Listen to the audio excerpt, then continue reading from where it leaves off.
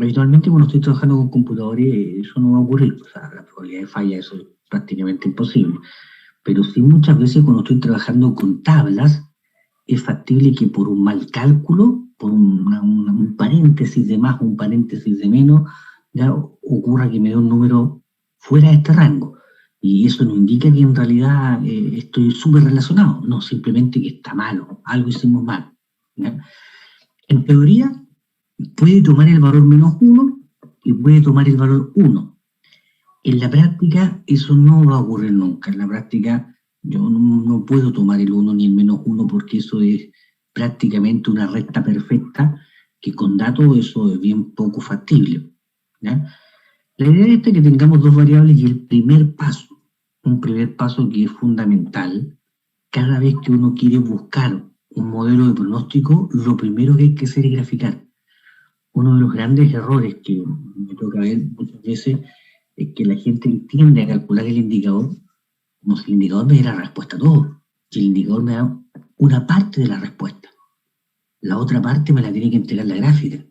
E inicialmente la gráfica me tiene que mostrar si tiene sentido que yo calcule el indicador. ¿No? Esta gráfica de dispersión que tenemos acá, donde para el indicador es irrelevante, pero para predecir es importante, la variable X se asume como la variable predictora. Es decir, es aquella que me ayuda, predictora, aquella variable que me ayuda a predecir, mientras que la variable Y es aquella variable que busco predecir, ¿no? Predicha, con muchos nombres. En econometría a la X le llaman exógena, a la Y le llaman endógena. También se le llama variable independiente a la X y dependiente a la Y. Tienen muchos nombres, pero al fin esto es que una gráfica, en ambos casos esto es una gráfica denominada gráfica de dispersión. ¿Verdad? A partir de esta gráfica de dispersión yo visualizo el posible modelo. Mira, pareciera ser que una relación lineal es factible. Pero esta gráfica me puede llevar a mostrar otro tipo de relaciones que yo las tengo que ver. ¿Ya? Este índice, habitualmente en términos simbólicos, en términos poblacionales, se le acostumbra a llamar Rho, ¿ya? Como una especie de P cursiva. Sin embargo, lo más habitual es que uno trabaje en términos muestrales con el R. De hecho, yo le coloco paréntesis, un subíndice R sub P, para hablar de que estoy hablando de la relación lineal de Pearson, porque también existe otro que se conoce como relación de Spearman, y se ocupa también la R, o sea, el subíndice como que le da el apellido. ¿Ya? Bueno, su fórmula tal vez es lo menos relevante, está compuesta por dos conceptos, uno que es la covarianza y la desviación estándar. La covarianza, que es la que mide la asociación entre las variables, pero que se ve afectada por la unidad de medida. Y lo que hace la desviación estándar es estandarizar estas variables justamente para acotarlas, ¿ya? Acotarlas al intervalo -1 y 1. ¿Ya?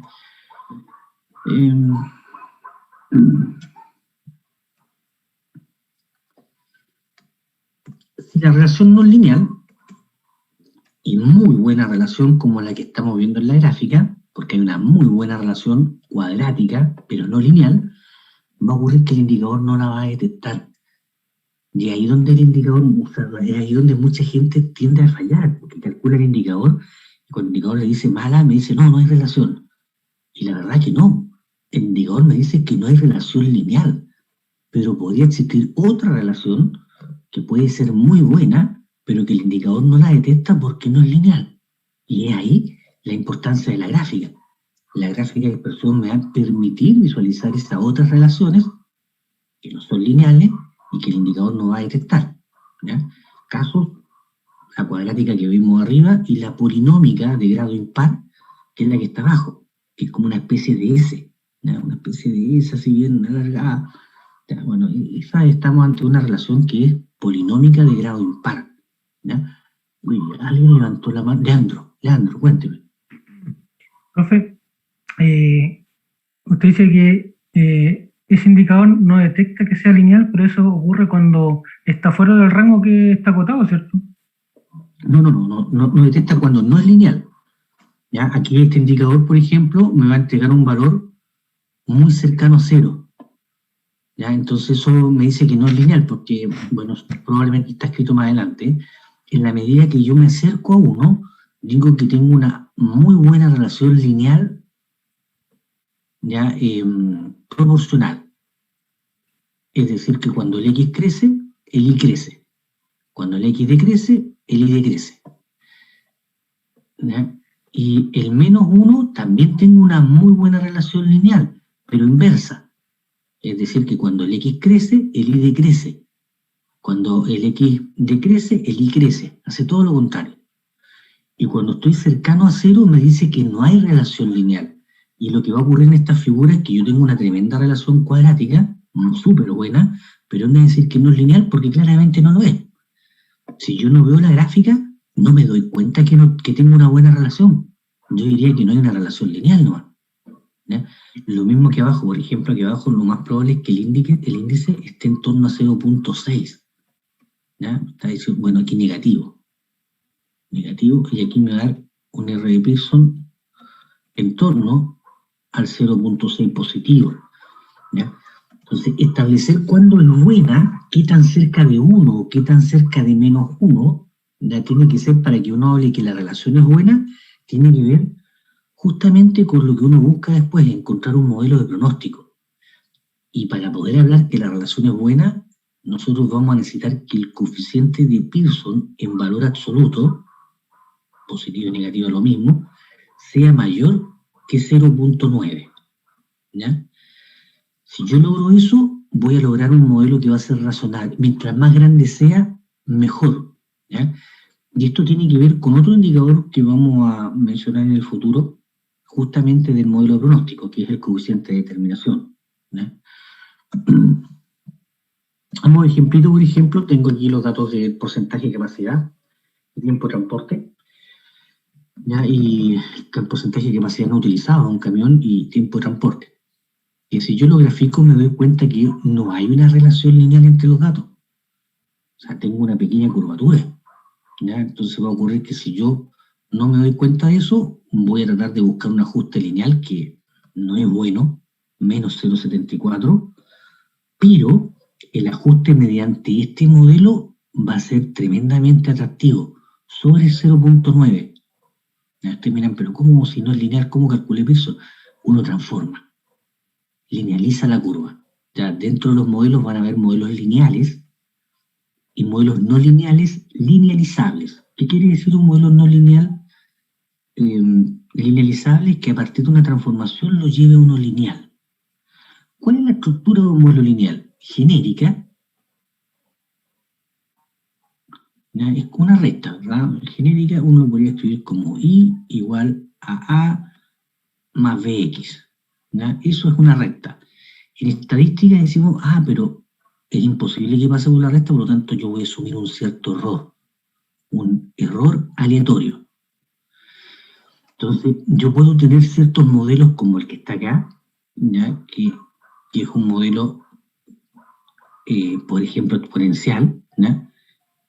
Y igual exponencial de A más Bx. Entonces, si yo a esto le aplico logaritmo, voy a llegar ahora al logaritmo de I igual a más Bx. ¿Ya? Y tengo que a este logaritmo de I le puedo llamar I asterisco. ¿Y qué es lo que tenemos entonces ahora?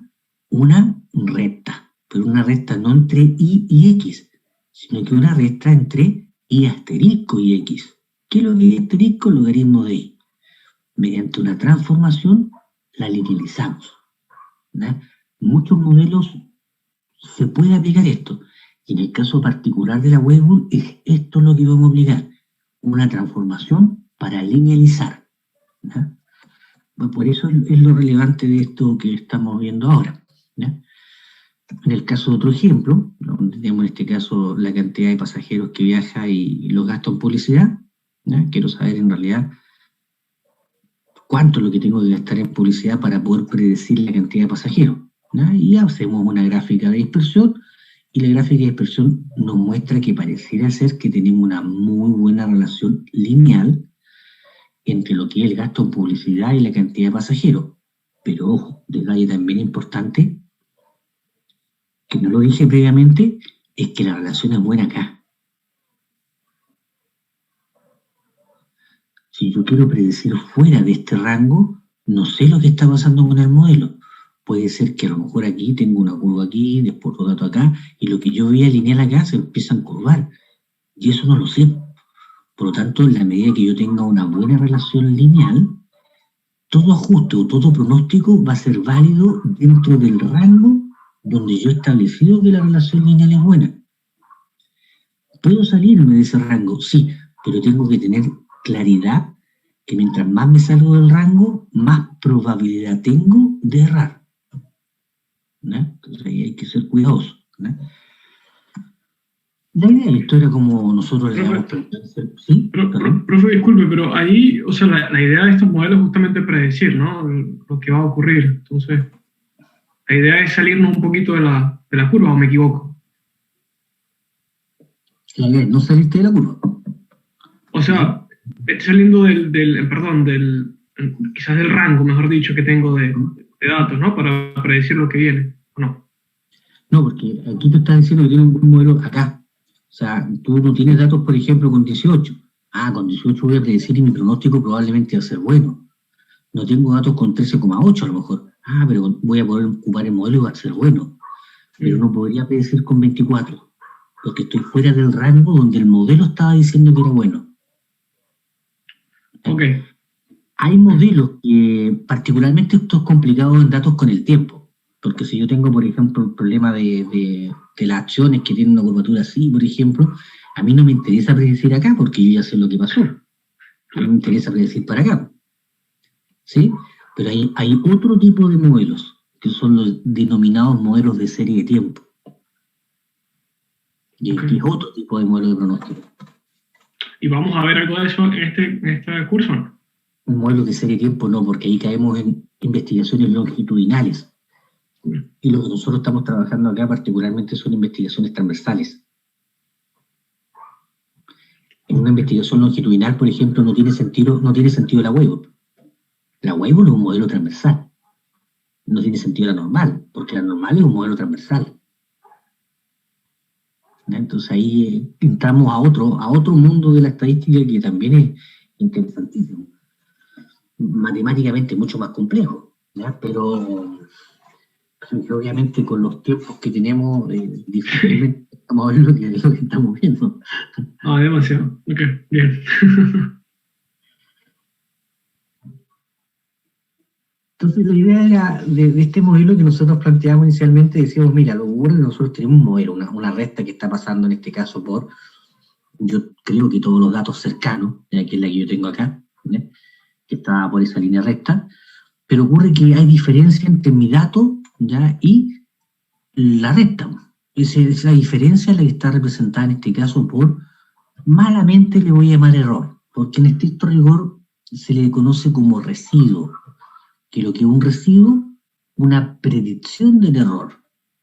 ¿Ya? Hay una pequeña sutileza, pero aceptémonos por ahora como un error, la diferencia entre mi pronóstico y lo que me está diciendo, ¿ya? Mi modelo. Entonces ocurre que, ¿cuál recta ocupamos? Porque aquí tengo una recta, ¿verdad? Pero ¿por qué no ocupar esta recta que está acá mejor? ¿Por qué no ocupar esta recta que está acá mejor? ¿O por qué no ocupar esta recta que está acá mejor? Entonces en estricto rigor yo me doy cuenta que tengo muchas rectas, infinitas rectas que pueden pasar por los puntos cercanos, y tengo que buscar una buena recta. Una buena recta va a ser aquella que nosotros vamos a utilizar mediante este método, que no es el único método, ¿ya? Pero es el método más popular, que se conoce como mínimos cuadrados, y algunos autores también le llaman mínimos cuadrados ordinarios, para diferenciarlo con mínimos cuadrados ponderados, ¿ya?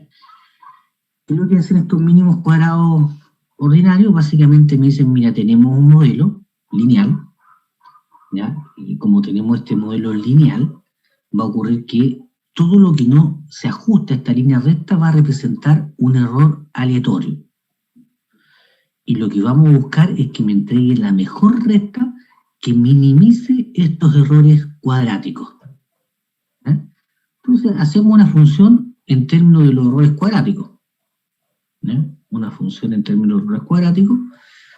Y como un problema de minimización, tenemos que derivar. Uno deriva igual a 0, encuentra los candidatos, en este caso a máximo, a mínimo, a puntosilla, va a depender en este caso del resultado de la segunda derivada de la matriz hessiana, ¿ya? Pero uno puede comprobar en este caso que los resultados que vamos a tener siempre va a ser un mínimo, porque la curva que tenemos acá es una curva que se parece a una copa, ¿ya? Entonces, como se parece a una copa, lo que tenemos acá, va a ocurrir que cuando nosotros encontramos las primeras derivadas, igualamos 0 y despejamos, vamos a obtener que el resultado es un mínimo global.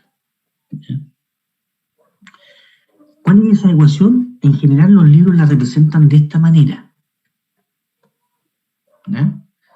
Estoy un poquito chueco, no sé por qué me sale tan chueca la rectángulo. Aquí. En general los libros la representan de esta manera, ¿ya? Donde especifican claramente, ¿ya?, que la estimación del parámetro beta 0, a lo mejor la tengo acá, no, donde representan que la estimación del parámetro beta 0, yo la voy a escribir acá, no es otra cosa que el promedio de la variable a predecir más el promedio de la variable que me ayuda a pronosticar, beta 1. Mientras que beta 1 va a estar relacionado con el coeficiente de Pearson, la desviación estándar de la variable a predecir, la desviación estándar de la variable que me ayuda a pronosticar y otras formas más. La covarianza también le llaman entre X y Y, dividido por la varianza X. Son fórmulas que uno se obtiene a partir del desarrollo de esa digamos, minimización. ¿Ya?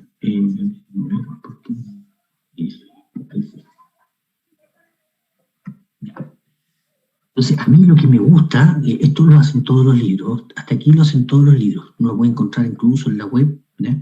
Pero a mí lo que me gusta es reemplazar. Reemplazo lo que es beta 0, reemplazo lo que es beta 1, porque cuando uno reemplaza lo que es beta 0 y lo que es beta 1, llega a algo que en lo personal me atrae muchísimo, ¿ya? Cuando uno reemplaza, uno llega a que la ecuación de pronóstico es esta. ¿Qué tiene de particular esta ecuación de pronóstico? Que me está diciendo que el pronóstico de Y depende de su promedio. Que la mejor manera de predecir es a partir del promedio. ¿Ya? Que es lo que establece toda la estadística clásica. La estadística clásica basada en la normalidad me dice que el promedio es lo mejor. Pero, como yo manejo una información de que el X tiene una relación con el Y, lo que va a hacer es ajustar ese promedio. ¿Ya? A modo de ejemplo, en este caso donde tenemos un problema en particular, donde estamos viendo la relación entre el resultado original y un control interno, realmente una correlación, una asociación de Pearson del 88%, no muy buena, ¿ya? Y fíjense, ¿ya? Me dicen, mira, este es el promedio más o menos, aquí está el promedio. Si yo solamente me preocupara de este resultado, ¿ya?, el resultado original, ¿ya?, va a ocurrir que yo voy a pronosticar con el promedio porque estoy asumiendo normalidad aquí, una curvita más o menos así, ¿ya? Pero, ¿qué pasa? Cuando yo me encuentro acá, en 4, lo que está ocurriendo es que tengo un resultado más chiquitito, ¿ya? Pero como la correlación, y aquí voy a borrar un poquito para que no se vea tanta raya, como la correlación que existe entre estas dos variables es positiva, ¿ya? Tengo una correlación positiva, cuando crece control interno, crece original, ¿ya? Cuando decrece control interno, decrece original, tengo una relación positiva, esto es positivo. Las desviaciones estándar son positivas. Y este punto, con respecto al promedio de control interno, ¿cómo es? ¿Positivo o negativo? El promedio va a estar por acá.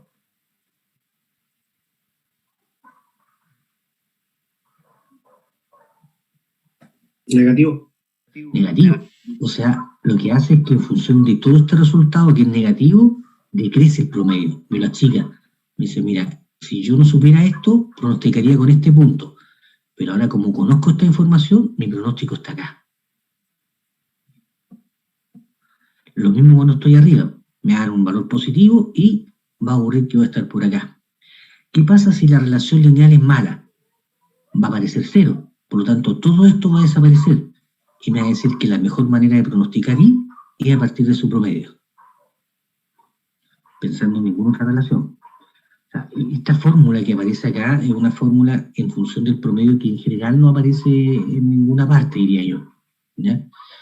Pero que yo encuentro un alto valor simbólico porque me está diciendo, de alguna manera, de que la mejor manera de predecir una variable cuando estamos trabajando en continuidad, ¿ya? Y este modelo, esta correlación de Pearson viene de la normal, es a través del promedio. Pero si yo conozco algo de una variable que me ayude a predecir, la puedo ajustar ese promedio.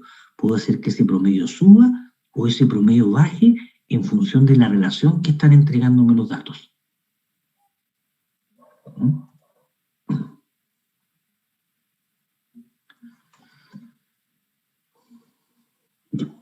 Después vamos a trabajar un poquito con ese indicador de Pearson, que también podemos hacer algunas cosas con el Excel, y creo que tiene mayores fortalezas incluso que un software estadístico, porque el Excel me permite potenciar distintos modelos, ¿ya?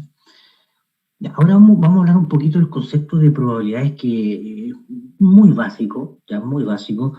Hay cosas que nosotros las tenemos que tener claras, ¿ya? ¿Y qué cosa? Que una medida de probabilidad son las tablas de frecuencia. O sea, ¿qué es lo que busca una medida de probabilidad? Básicamente, reducir incertidumbre.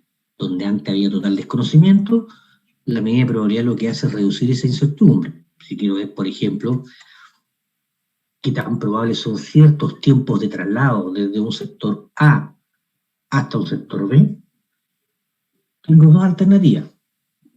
Que yo suponga que me demoro 1 hora, 2 horas, 3 horas, ¿ya? O específica, o que tome tiempo de 15 camiones, de 30 camiones, de 40 camiones, bajo condiciones similares, y en función de esos resultados construye una tabla, y en función de esa tabla yo puedo atreverme a decir cuáles son los tiempos más comunes y cuáles son los tiempos menos comunes. Eso es lo que nosotros hemos desarrollado actualmente. Hemos desarrollado esa visión de cálculo de probabilidad frecuentista, ¿ya? Olvidándonos un poco de las combinatorias, las permutaciones, que en realidad eso, salvo en el área de control de calidad, no tienen mayor relevancia en el mundo en el cual habitualmente vivimos, ¿ya? Una consulta, profesor. ¿Sí? Ahí yo estoy trabajando bajo datos discretos, ¿cierto? No necesariamente, ¿No? ¿no? Porque estamos hablando de tiempo, el tiempo es continuo. Ya. ¿Ya? O sea, dependiendo del dato que tú estés trabajando, igual vas a tener frecuencia. Si tienes datos cualitativos, vas a tener la clase y la frecuencia. Si tienes datos discretos, vas a tener la clase y la frecuencia. Si tienes datos continuos, vas a tener intervalos y la frecuencia. Entonces, ¿qué va a ocurrir? Que los percentiles te van a permitir establecer puntos bajo los cuales tú tengas un porcentaje de datos. Ese es un fuerte de los percentiles. En realidad lo que está haciendo el percentil a través del J es estimar una probabilidad. Cuando tú dices bajo los 74,5 minutos se encuentra el 80% de los tiempos de traslado, está diciendo de alguna manera que la probabilidad de que el tiempo de traslado sea menor o igual a 74,8 es del 80%.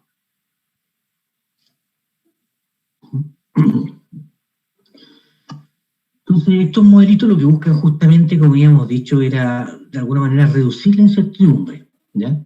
Y aquí aparecen un conjunto particular de modelos que cumplen ciertas condiciones, y bajo esas condiciones uno los puede aplicar. Nosotros vamos a trabajar con 4 modelitos probablemente, 5 a lo mejor, que son los más populares, ¿ya? Uno de esos modelos es un modelo que siempre es aplicable. La gracia de este modelito binomial es que es un modelo que yo lo puedo aplicar siempre. Si se pasa de alguna manera en los colegios, bueno, en los colegios creo que también se pasa hoy en día, pero la universidad se pasa y se pasa en función del contexto en el cual se está viviendo en la universidad. La universidad, el joven generalmente no sabe lo que va a ocurrir cuando salga ni cómo aplicar los conceptos que tiene. Y este modelo tiene una tremenda aplicación. Lo que pasa es que la gente no lo aplica mucho porque desconoce que lo puede aplicar. Siempre puedo aplicar un modelo binomial porque de todos los modelos, este es uno de los modelos más simples que hay. ¿Qué es lo que hace este modelo? Básicamente, dicotomizar una situación. ¿Ya? Dicotomizar es dividir una situación en dos casos. Cumple o no cumple, está enfermo o no está enfermo, falla o no falla, se demora más de 30 minutos, se demora menos de 30 minutos. En cada uno de esos casos, yo he establecido una dicotomización, separado el escenario en dos casos. Un caso que se le acostumbra a llamar éxito, ¿ya? Y éxito es cuando cumple con la condición que estoy midiendo, ¿ya? La falla que más común es la falla tipo A. Entonces, si llega un camión, si es falla tipo A, tuvo un éxito, porque es la falla tipo A. No es que el éxito sea bueno, el éxito es que cumpla con la condición que estoy midiendo.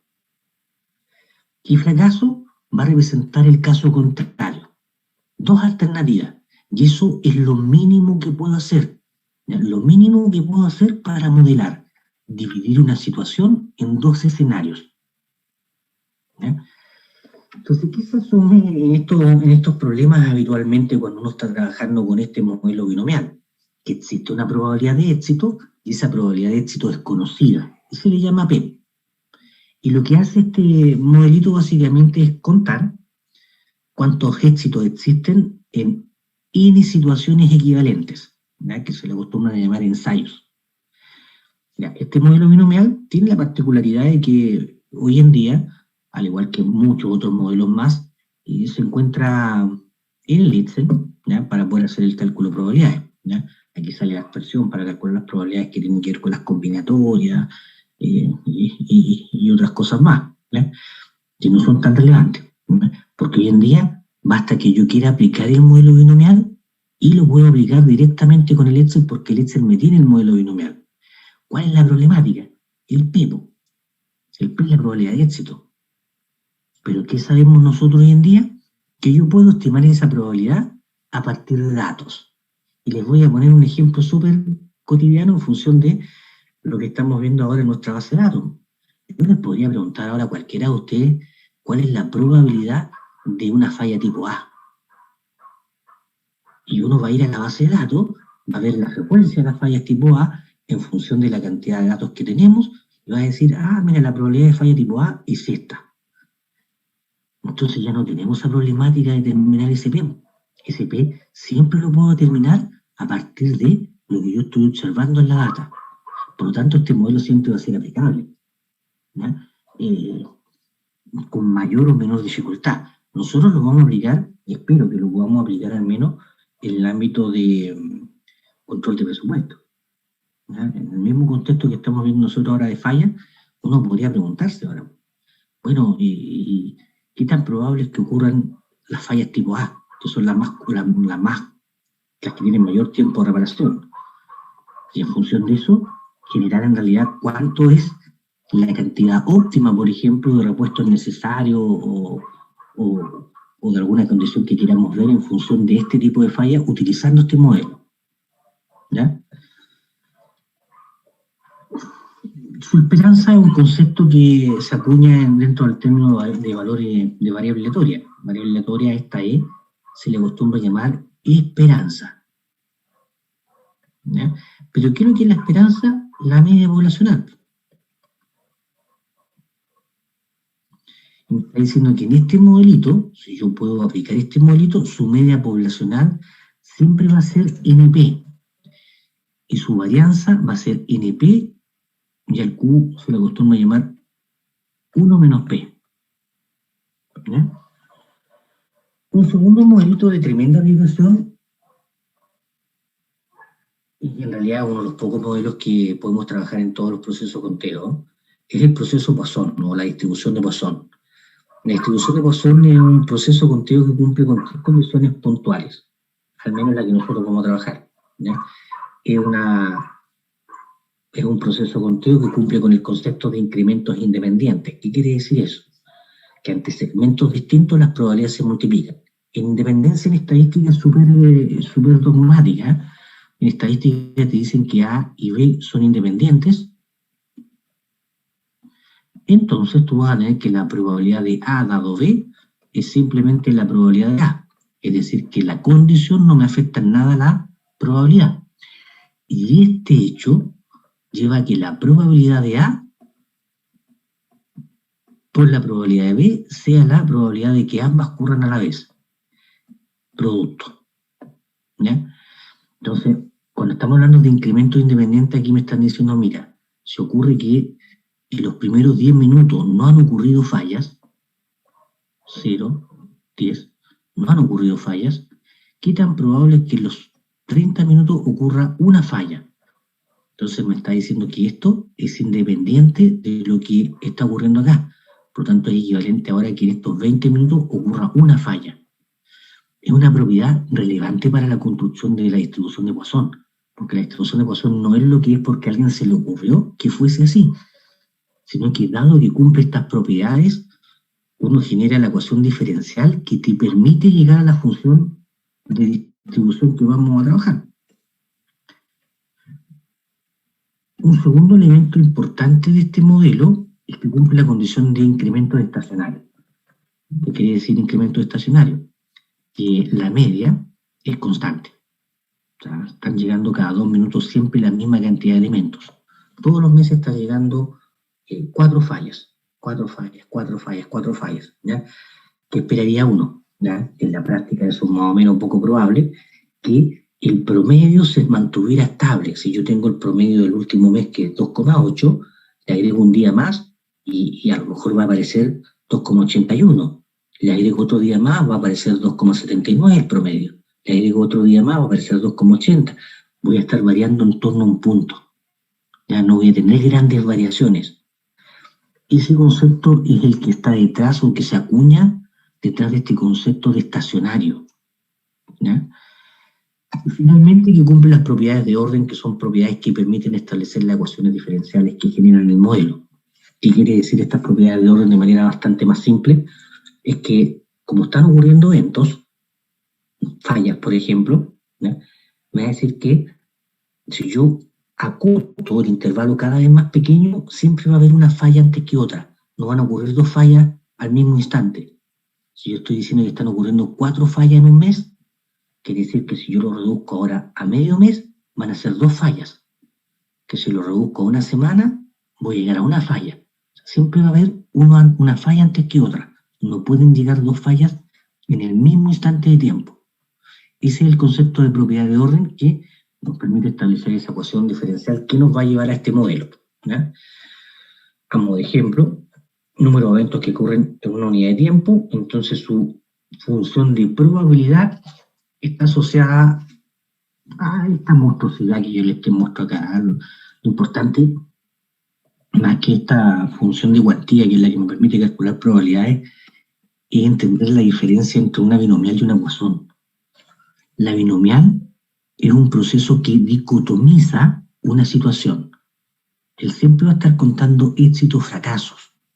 Cumple o no cumple, en cada situación. La Poisson no hace ese caso. La Poisson está contando eventos. Número de fallas en un año, número de atrasos en un año, ¿ya? Número de fallas que ocurrió en la correa transportadora en un año. Estoy estableciendo un año como una unidad de tiempo específica. En todas esas pueden haber ocurrido 0, 1, 2, 3, 4. Tengo un proceso conteo, ¿ya? Sin embargo, la binomial yo diría, por ejemplo, número de correas, ¿ya?, cuyo tiempo de vida han superado las 3 semanas de las 15 correas que tenemos trabajando. O sea, yo tengo 15 correas, y en cada correa voy a ver si cumplió con que superó las 3 semanas o no superó las 3 semanas. Un concepto de éxito o fracaso. ¿Ya? Esta Poisson, como ya hemos dicho anteriormente, tiene la particularidad que teóricamente la media es igual a la varianza. ¿Ya? Los desarrollos teóricos son medianamente complejos, ¿ya? Pero no es nuestro fin, ¿ya? ¿Qué esperaría yo en la práctica? Yo no esperaría que una medida sea igual a una varianza. Yo esperaría que fuesen parecidas. Si estoy contando el número de fallas en una máquina, y yo pienso que la variable del número de fallas se puede relacionar con esta Poisson, ¿ya? Entonces yo esperaría que el promedio del número de fallas me dé a lo mejor 2,11 y la varianza me dé 7,4. Uy, si yo veo 2,11 y 7,4, yo diría inmediatamente, parece ser que no, esto no tiene mucho que ver con una Poisson. Lo que yo esperaría a lo mejor es que la varianza me dé 2, ya me dio muy cerca, 2,01, o que la varianza me dé 2,23, un valor que sea relativamente cercano a este, pero no este valor que fue como 3, 4 veces más prácticamente de el primero, ¿ya? Ese concepto de cercano es súper ambiguo, ¿ya? Porque alguien dirá, bueno, ¿y cuándo es cercano y cuándo no lo es? Es más o menos ambiguo, y para eso después existen esas pruebas de hipótesis donde uno plantea, bueno, la variable que yo estoy trabajando aquí, número de falla, ¿se acerca a una Poisson o no se acerca? ¿Es parecida a una Poisson o no es parecida? ¿Ya? Tuvo un amplio uso en un comienzo en control de calidad y todavía lo tiene particularmente en cartas de control.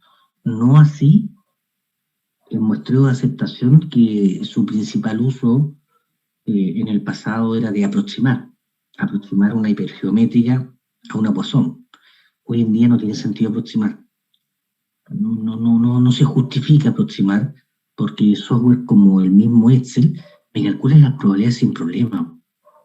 Antiguamente calcular las probabilidades era bastante complejo, bastante tedioso, producto de no existían los computadores que tenemos hoy en día ni los software que hay hoy en día, ¿no? Como tercer modelo vamos a hablar de la normal. ¿Qué es lo que tiene la normal que la hace especial? ¿Ya? La normal, uy, el simbolito aquí se me echó a perder. Eso es como una especie de mu, ¿ya? La normal es una distribución de probabilidad absolutamente simétrica. ¿Qué quiere decir esto?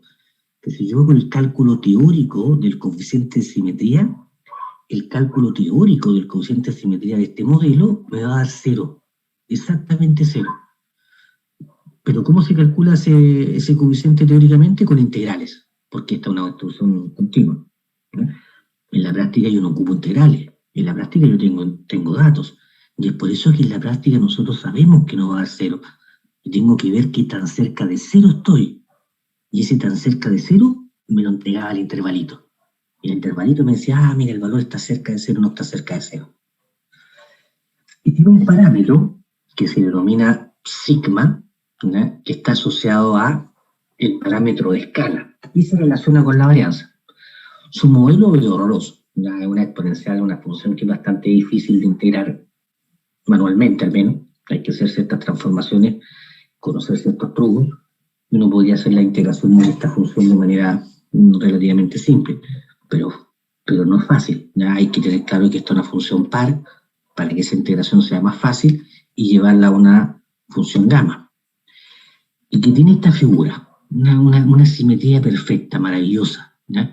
Que puede ser un poquito más delgada o un poquito más gruesa, pero nunca va a ser muy delgada, porque en la medida que yo haga decrecer la varianza, si esta la hago decrecer a un valor muy cercano a 0, ¿qué va a ocurrir con esto?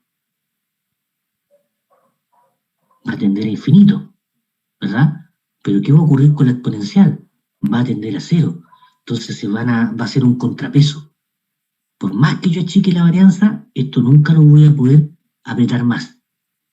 Por más que yo haga crecer la varianza, esto nunca lo voy a poder expandir más, porque hay un efecto de contrapeso entre lo que está afuera y lo que está dentro de la exponencial que impide que me adelgace mucho la curva. Y es por eso que, por eso que en esta normal va a ocurrir que el coeficiente de Kurtosis nos da exactamente 0. Y uno dirá, oye, pero si achico la varianza, eso me debería dar un coeficiente de Kurtosis más tipo electrocúrtico. No, porque justamente se da ese caso en la normal, que hay un efecto de contraposición en la fuente de densidad, en la función de densidad, que impide que yo la pueda apretar más. Por más que la lleve a valores más chiquititos, no la voy a poder apretar la curva. Y por más que la lleve a valores más grandes, no la voy a poder expandir más. Y me lleva a una curva que siempre va a ser mesocústica. Con esperanza mu, es decir, promedio poblacional mu, y varianza sigma cuadrado como símbolo habitual. Tremendamente útil la normal, porque la normal es la base de toda la inferencia estadística que nosotros vamos a trabajar. El intervalo de confianza, y no es que no se pueda hacer con otros modelos, en los tiempos, básicamente en los tiempos, ¿ya? Nosotros bajo la idea de normalidad vamos a hacer pruebas de hipótesis, bajo la idea de normalidad vamos a construir intervalos de confianza. ¿Para quién? Para parámetros. ¿Cuáles son nuestros parámetros? Los desconocidos. El mu, el sigma cuadrado, el p, que si bien es cierto yo lo puedo estimar a partir de los datos, esa es una estimación, no es el valor real, porque lo desconozco. Salvo en los cursos de la universidad donde por algunas cosas milagrosas una conocía, la media conocía la varianza calculada probabilidades. Claro, pero en la práctica yo no los conozco. Situación especial es la normal que la hacen un modelo especial. ¿Ya? Particularmente uno puede demostrar en la normal que si uno se aleja una desviación estándar de la media, ¿ya? Uno puede garantizar bajo el modelo normal que va a estar el 68,27% de los datos. Uno puede garantizar que si estamos bajo una normal, si yo me alejo 2 desviaciones estándar de la media, voy a poder garantizar el 95,45% de los datos, ¿ya?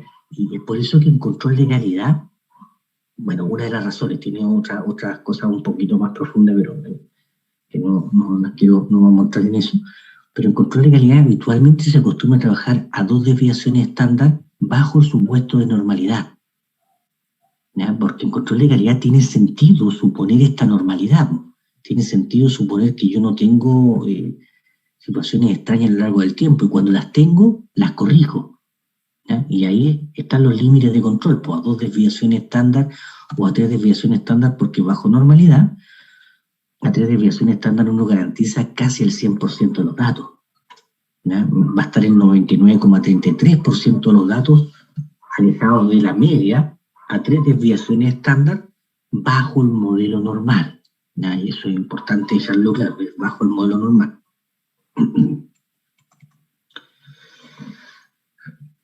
Dos distribuciones importantes, y 3 tal vez podrían ser, bueno, en realidad podrían ser muchas más. Bueno, voy a volver un poquito porque quiero mostrarles algo, ¿ya? Miren, ¿qué pasa si yo corto esto? Mira, aquí va a estar el X y llego hasta acá. Ya hago desaparecer esto que está acá. Esto que está acá no existe, ¿ya? Miren esta curvita, ¿cómo nos queda esta curvita? Nos quedaría una curvita que es así.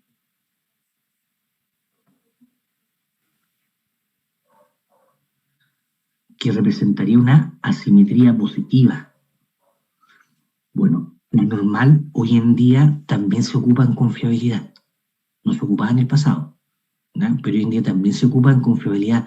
Pero esta normal truncada que yo le estoy proponiendo acá, una normal que parte de un punto particular y tiene la gracia de que parte de arriba.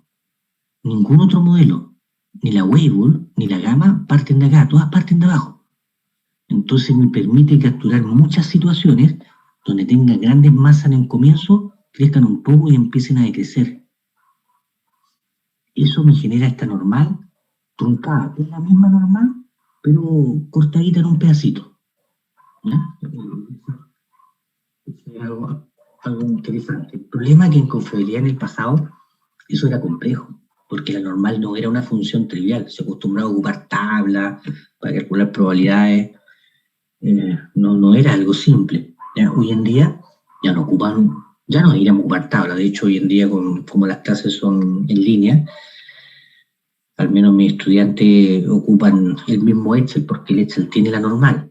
Yo les doy libertad, pueden ocupar el Excel, una calculadora, No tanto los software estadísticos, porque los software estadísticos no están orientados a cálculo de probabilidades ni con la normal, ni con la Poisson, ni con la... Su objetivo es otro, es en función de un conjunto de datos decirme si me parezco a la normal o no. Pero calcular probabilidades los software estadísticos no tienen mucho interés, ¿ya? Este modelo exponencial es un modelo especial, es un modelo que tiene la característica de que es una especie de J traspuesta, una J que parte bien alto en el eje Y, empieza a decaer. Y dependiendo de este parámetro teta, ¿ya? Dependiendo de este parámetro teta, va a decaer más rápidamente o va a decaer más lentamente, ¿ya? Pero siempre bajo esa estructura de decaimiento. Todo conjunto de datos que presente esa estructura de decaimiento se puede entonces representar a través de un modelo exponencial. Lo único que uno tiene que encontrar es, bueno, entonces, ¿cuánto vale el teta? ¿Cómo encontrar ese teta? Y aquí viene la ayuda fundamental para lo que nosotros vamos a trabajar. Si estamos ante un modelo exponencial, ocurre que la media es teta, que la varianza es teta cuadrado. Entonces, ¿qué podría decir yo? Pero yo tengo datos. Por lo tanto, si yo tengo datos, yo de los datos puedo calcular el promedio. Y si puedo calcular el promedio, puedo decir que mi promedio muestral podría ser un buen representante de ese parámetro teta. Por lo tanto, a partir de los datos, yo puedo estimar el parámetro teta. ¿Qué ocurre en los cursos tradicionales? En los que nosotros tuvimos alguna vez en la universidad, y me daban el teta. Me decían, mira, la función es un medio exponencial de menos x medio. Yo no conocía el teta. ¿Qué ocurre en la práctica? No lo conozco. Nunca voy a conocer los parámetros en la práctica. Pero sí siempre debo tener datos para estimarlo. Si no tengo datos, no tengo nada. ¿Ya? O sea, es imposible que sin datos podamos hacer una mejora o podamos querer pronosticar. Eso pasa en las fantasías de algunas personas, no. Ya no ocurre. Los datos me tienen que hablar, ¿ya? ¿Cuál es la gracia que tiene también este modelo exponencial, que lo hace un modelo rico? ¿Ya? Es que este modelo exponencial me genera una función de distribución explícita. ¿Ya? ¿Qué es lo que es la función de distribución? La que me entregan todos los software, ¿ya?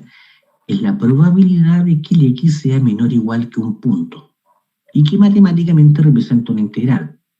Y que en este modelo en particular, que no es así la normal, me genera una función explícita, que yo puedo evaluar en cada valor de X y voy a tener una probabilidad. Entonces, es importante que en confiabilidad se define la función de confiabilidad habitualmente como R mayúscula de t, y eso me dicen que es, eso es igual a la probabilidad de que t sea mayor que un punto. T es tiempo de vida. Miren, el complemento. O sea, lo que uno tiene en realidad, que la función de confiabilidad es el complemento de una función de distribución.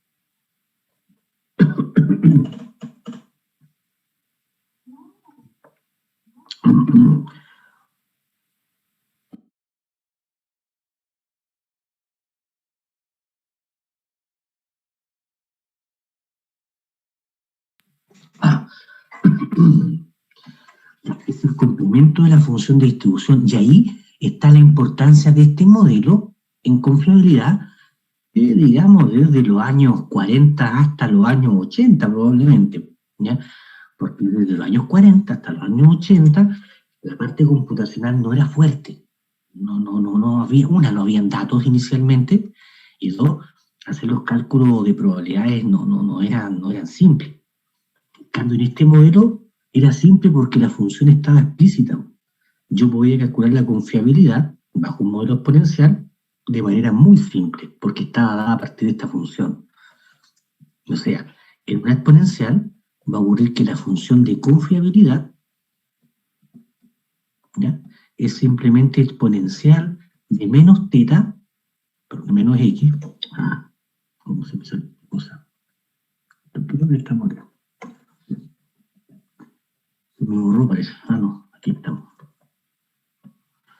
de menos t partido por teta. O sea, para un parámetro teta cualquiera, ¿ya? Tengo todos los puntos para un tiempo específico. Entonces era siempre determinar qué se acostumbraba a hacer, se daban valores de teta. Ah, mira, si el teta vale 4, si el teta vale 4,1, si el teta vale 4,2, y se generaba un montón de curvitas asociadas a la confiabilidad bajo este caso particular, ¿ya? También me permite determinar los cuantiles, ¿ya? Todo cuantil que está relacionado de alguna manera con lo acumulado, lo que hace la función de distribución es acumular, me permite el despeje del X fácilmente, y con eso yo puedo obtener un cuantil. Particularidades que tiene este modelo exponencial. El modelo gamma es otro modelo no menos complejo, ¿ya? Pero cubre curvitas que la exponencial no la cubre y que la normal no la cubre, ¿ya? La distribución gamma, que estamos viendo ahora, contempla 2 parámetros habitualmente. El software nos va a pedir 3. Porque aquí estamos asumiendo que estamos partiendo de 0, y eso es importante, eso es teórico, y esa parte tenemos que siempre tenerla clara. Si está en una distribución gamma, la distribución gamma parte de 0. Y si yo tengo datos, imaginemos una situación, tengo datos, y ocurre que los datos son así, por ejemplo, que debe ser parecido a una gamma, y el dato más chiquitito es 90. ¿Qué puedo hacer?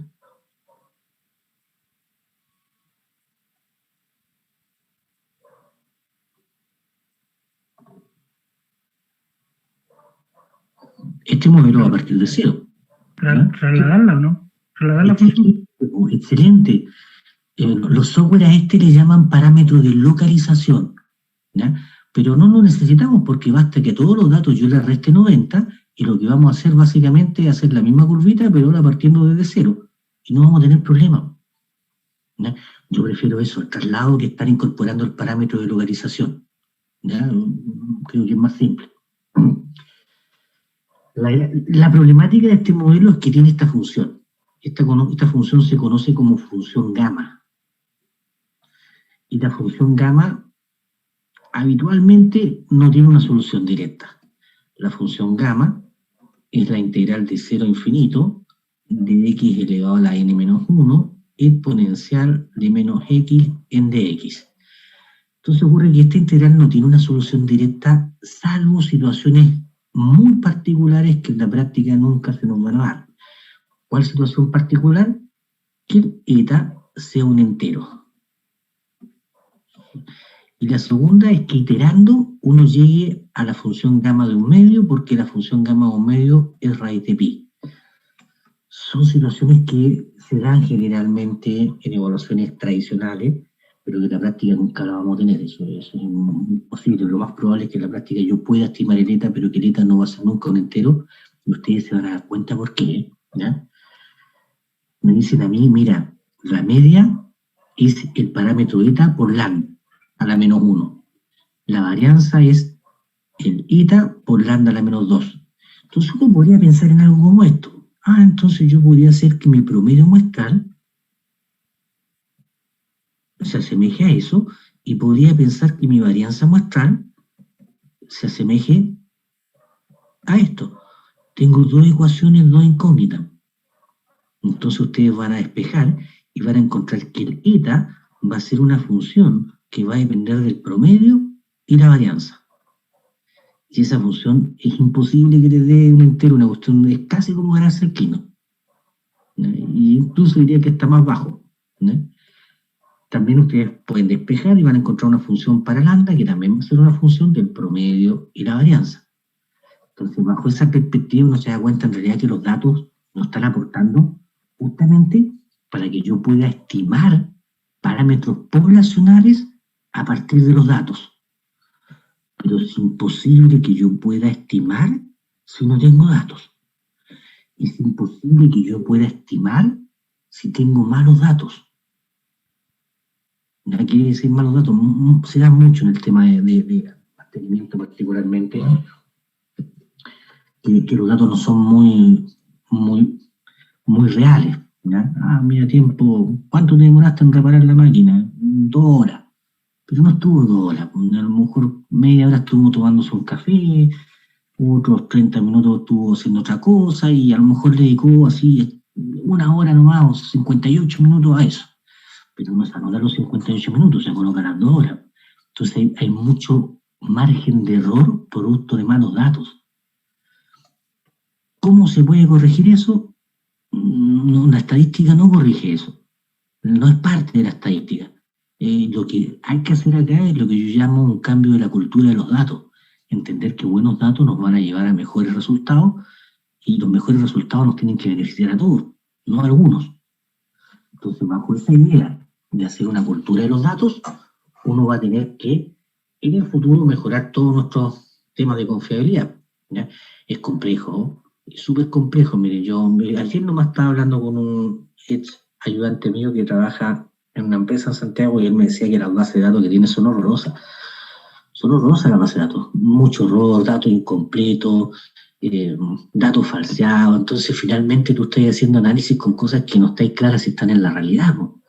Y eso no solamente pasa ahí, pasa en todas partes. Aparte, que con suerte se calcula el promedio para tomar una decisión. No sé el promedio porque la mediana casi no se conoce. Va a hablar de la varianza, es algo complejo porque la varianza es difícil de entender. Y nosotros lo hemos dicho acá en clase, o sea, la varianza es un indicador que es tremendamente importante para el futuro. Nuestro futuro que cada día se nos acerca más, pero como interpretación es complejo. ¿Ya? Pero bueno, ya, continuamos. Que los tiempos se nos van, yo me emociono demasiado. De amplio uso en teoría de cola, en confiabilidad, en hidrología, la utilizan mucho los que estudian obra civil habitualmente en el tema de hidrología y acostumbran a trabajar mucho las aguas con este modelo gamma, que tiene la particularidad de este modelo gamma, que es una curva asimétrica positiva, ¿ya? Estos casos particulares que aparecen acá que ustedes dirán, uy, ¿esto es exponencial? Sí, me voy a volver un poquito.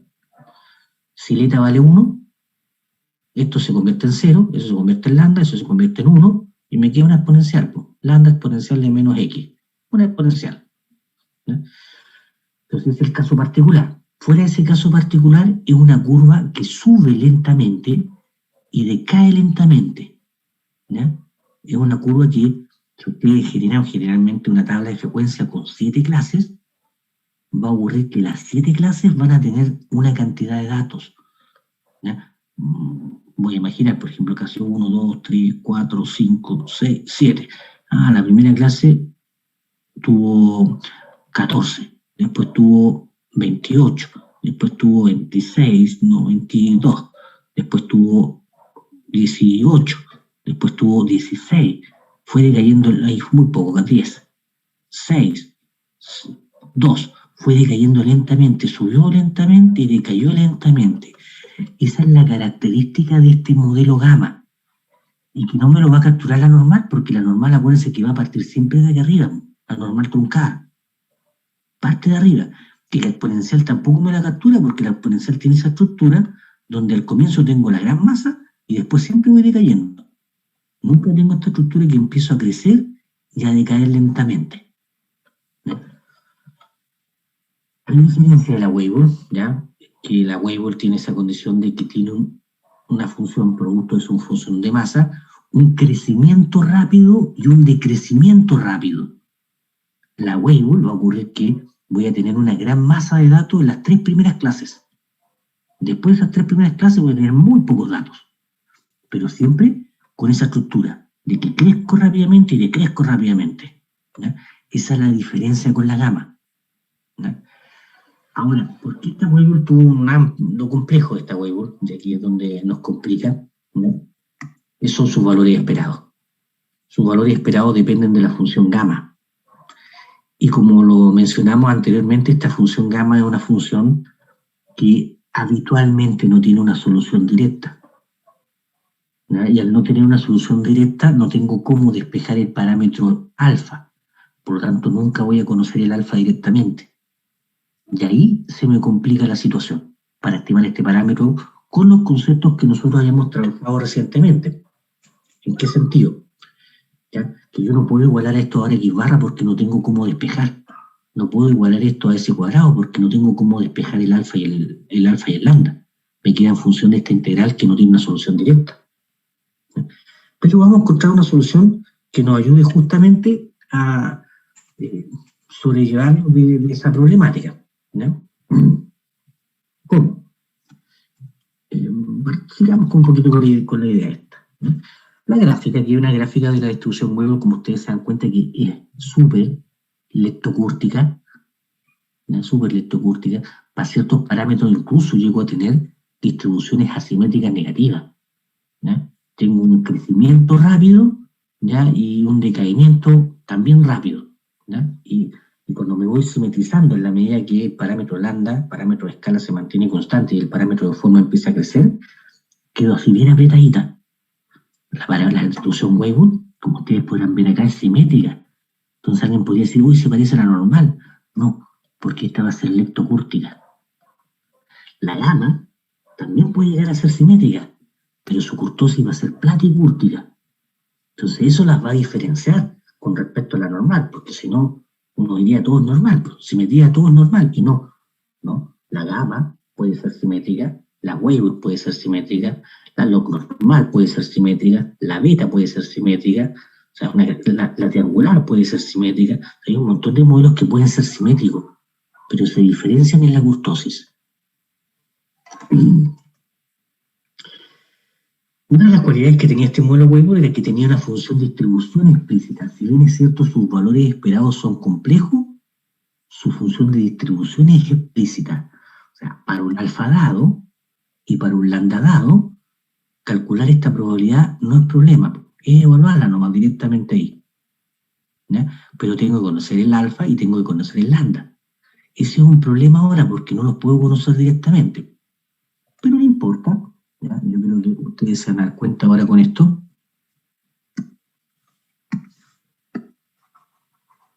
Yo perfectamente podría decir, entonces lo que yo tengo acá es una ecuación de la cual le puedo llamar I igual 1 menos exponencial de menos lambda x elevado a la alfa.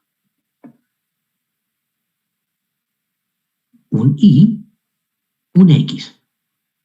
Entonces podríamos decir ahora que esto lo podríamos escribir como 1 menos I igual a exponencial de menos lambda x elevado a la alfa. Ustedes miran, ya, vamos bien. ¿Y qué tal si para sacar esto le aplicamos logaritmo? Y si le aplicamos logaritmo me va a quedar ahora, voy a irme hacia arriba, hacia el cielo nuevamente, logaritmo de 1 menos i, ¿ya? Igual a menos lambda x elevado a la alfa, ¿ya? Y alguien mira, pero puedo ese signo menos pasarlo al otro lado. Perfecto, lo pasamos al otro lado y esto me va a quedar a la menos 1. Y esto me queda positivo ahora. ¿Y cómo sacamos el alfa? Le volvemos a aplicar el logaritmo. Logaritmo del 1 partido por 1 menos i igual a alfa logaritmo de lambda, ¿ya? Más alfa logaritmo de x. Y ahora tengo una ecuación lineal. I igual a más b y todo eso x. ¿Qué va a implicar esto? Que voy a poder conocer cuánto es el valor de A y el valor de B, porque los conozco del modelo que recientemente vimos. Ya tengo el estimador de A, ya tengo el estimador de B. Por lo tanto, como tengo el estimador de A y tengo el estimador de B, tengo cuánto vale alfa logaritmo de lambda, y a partir de B tengo cuánto vale alfa. Y podemos estimar esos parámetros alfa y beta a partir de esta ecuación que hemos desarrollado acá. Ese era el principal fin del modelo lineal simple, que fue el que trabajamos o mencionamos previamente, en la que a partir de ese modelo podamos estimar estos parámetros, que no son simples de estimar. Los métodos de estimación tradicionales, máxima verosimilitud, va a ocupar métodos numéricos. No lo puede estimar directamente. ¿Ya? De todos los momentos no lo puede estimar porque no tiene cómo resolver la integral. ¿Ya? Este es el método para encontrar sin complicarse tanto, o digamos más fácilmente, ese parámetro lambda y ese parámetro alfa. ¿Ya? Por otro lado, como hayamos dicho previamente, ¿ya? La confiabilidad es el complemento a la distribución. Por lo tanto, este modelo me genera una confiabilidad también explícita. Me dice, mira, la confiabilidad aquí va a ser exponencial de menos lambda x elevado a la alfa. Entonces, si yo me doy un alfa y me doy un lambda, puedo encontrar las confiabilidades, ¿no?, para todos los valores de, le puse x acá, para todos los valores de t, para todos los valores de tiempo. Entonces me genera una función explícita. 3 modelos solamente cumplen con esa condición: la exponencial, la Weibull y la Pareto. Son los únicos 3 modelos que se acostumbraron a sobreexplotar en confiabilidad, debido al hecho de que uno podía estimar la función de confiabilidad y la denominada tasa de falla, ¿ya?, directamente, sin complicarse. Si uno aplicaba la gama, no lo podía hacer. No lo podía hacer porque tenía que ser integrales que en los años 40, en los años 50, en los años 60, en los años 80, eran más o menos horrorosas. Un proceso muy largo y no era complejo, ¿no? Más encima que no existían datos para avalar el uso de otro modelo. Y es lo que hoy en día tenemos. Hoy en día lo que tenemos son datos. Datos, y los datos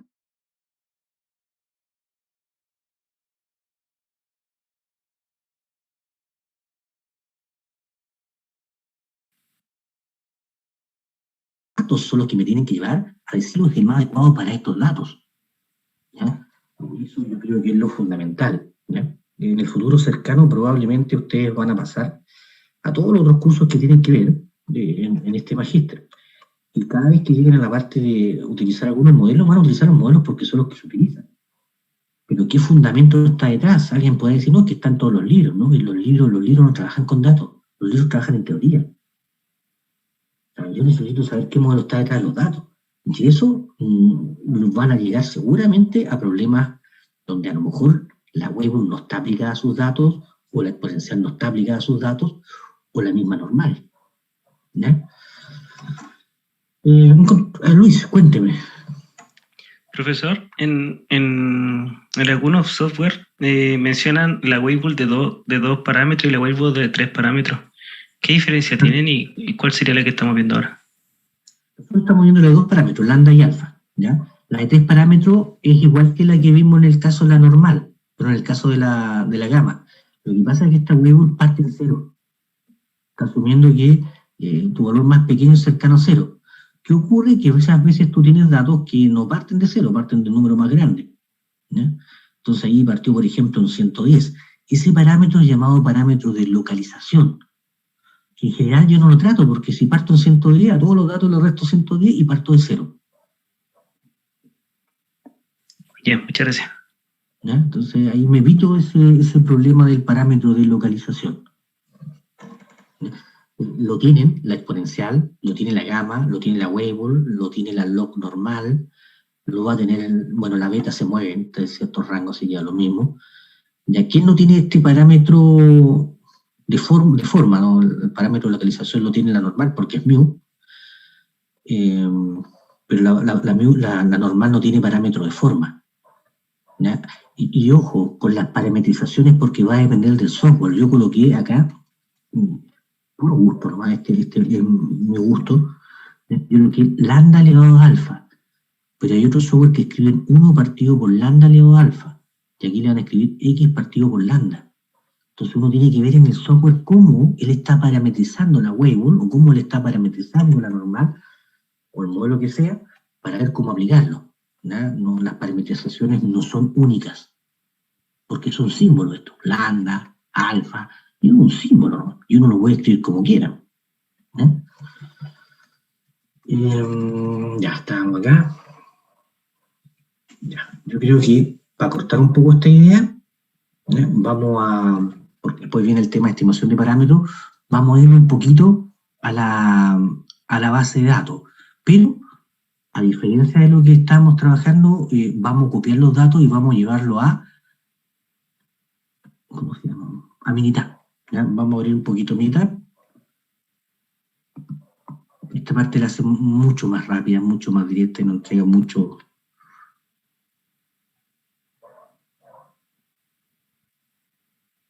Aquí está. Yo tengo el Minitab 18, pero probablemente ustedes, si es que bajaron el último, yo sabía hace tiempo atrás que el último era el 19. A lo mejor ya están en el 20. Es factible. Ya, esto es Minitab. Ya es un software que a mí me gusta porque encuentro que es bastante simple de usar, y esa es la gracia de no complicarse tanto con un software en cuanto a lo que entrega. No me gusta, por ejemplo, mucho SPSS. A mí no me gusta mucho porque SPSS, si tú no estás claro en el ámbito del análisis de datos, él te entrega muchas cosas. Entonces tú no sabes dónde está lo que uno quiere. En cambio, este es más directo. Yo le pido A y me entrega A. Le pido B y me entrega B. Entonces creo que lo hace más simple, particularmente para un estudiante. ¿Ya?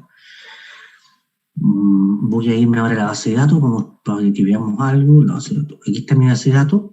¿Ya? Solamente con los datos de la muestra. ¿Ya? De los datos de la muestra. Voy a tomar los datos de número de falla hasta código. ¿Ya? Desde número de falla hasta código de costo. ¿Ya? Los voy a copiar. ¿Ya? Los voy a copiar y me los voy a llevar a Minitab. También se pueden exportar, pero como tengo otras cosas ahí, la exportación me va a llevar a que me copie muchas cosas que no sirven. Y los pegamos, ¿no? ¿Ya? Y vamos a tener la variable número de falla, clasificación de falla, tiempo de reparación, código de tiempo, código de reparación, código de costo.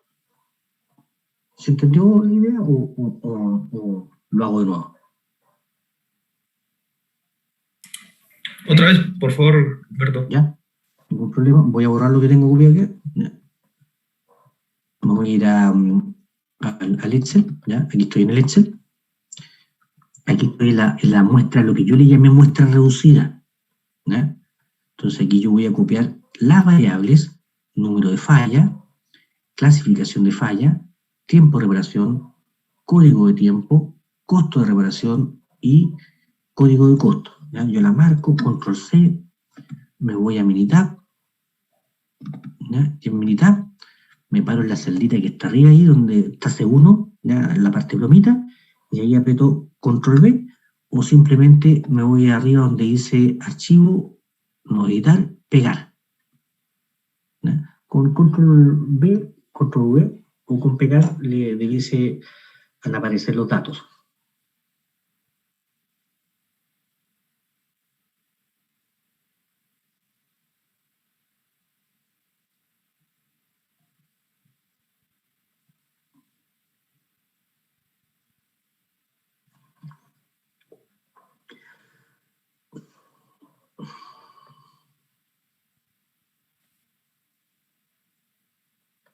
Hola.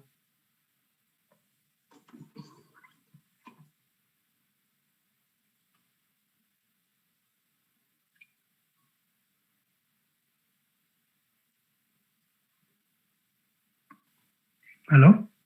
¿Sí? ¿Sí? ¿Estoy acá? Ah, ¿Duda? ¿Alguna cosa? no, pensé que se me había caído el internet, que nadie decía nada. Ya, no, yo creo que están esperando el copiado nomás. Por eso lo esperé un rato porque pensé en eso. Ya. Entonces, una primera parte, y recuerden que los software en general son súper estáticos, y es lo bonito de mi muestra, que mi muestra probablemente me lleve a cosas que no sean tan atractivas, pero que sí se pueden mejorar, porque obviamente que uno como ser pensante en este aspecto del análisis de datos tiene que aprender a hacer ciertos cambios debido a la estructura de los datos. Acá, fíjense que la parte gráfica tiene una batería de gráficos que son tremendamente interesantes, gráficos de caja, que salen también algunas estadísticas básicas, donde ahí aparecen nuestro famoso gráfico de histograma, ¿ya? Lo que yo quiero probar primeramente, ¿ya? En estas estadísticas básicas,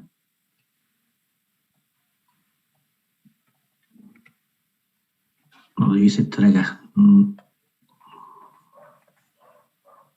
Estoy buscando dónde, tanto tiempo que no lo ocupo, que se me olvidó dónde está.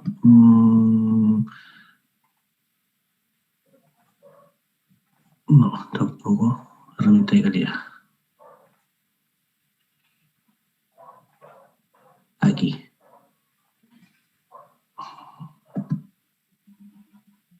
¿Ya? Fíjense que acá, donde dice estadística, herramientas de calidad, en herramientas de calidad hay una parte que dice identificación de la distribución individual. ¿Ya? Entonces uno aprieta identificación de la distribución individual y me pregunta, bueno, ¿qué columna?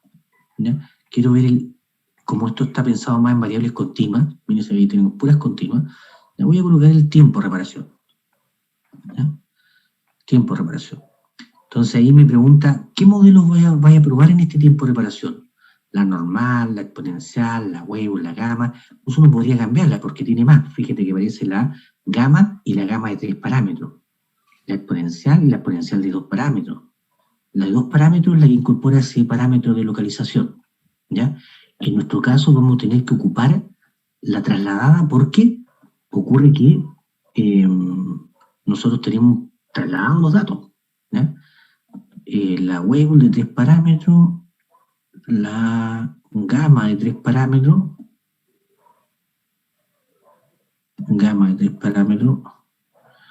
y ahí por último otro modelo más que, para aprovechar que tenemos un modelo acá, la normal de 3 parámetros.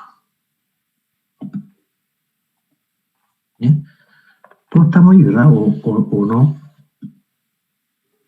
Sí. No, yo quería preguntarle si puede repetir un poquito cómo llegó hasta allí, porque estaba teniendo problemas para activar la licencia. ¿Sí? Ya, tranquilo, perfecto. Aquí es donde dice estadística. ¿Ya? En estadística, okay, tú vas a donde dice herramientas de calidad. Herramientas de calidad. Ok. Y ahí en herramientas de calidad vas a ir a donde dice identificación de la distribución individual. Ahí está, perfecto. ¿Ya? Entonces, claro, ahí después donde dice columna individual, tú marcas la variable que en este caso es tiempo de reparación. ¿Ya? Ahí es cuando uno está trabajando con grupo, que no es nuestro caso. ¿Ya? Okay. Y después nos dice identificar la distribución. Aquí yo las cambié todas con 3 parámetros porque está corrida. La log normal, la wave, la exponencial y la gamma. ¿Ya? Esa celda que dice tamaño de subgrupo, ¿sí? ¿Para qué? ¿En qué caso se aplicaría?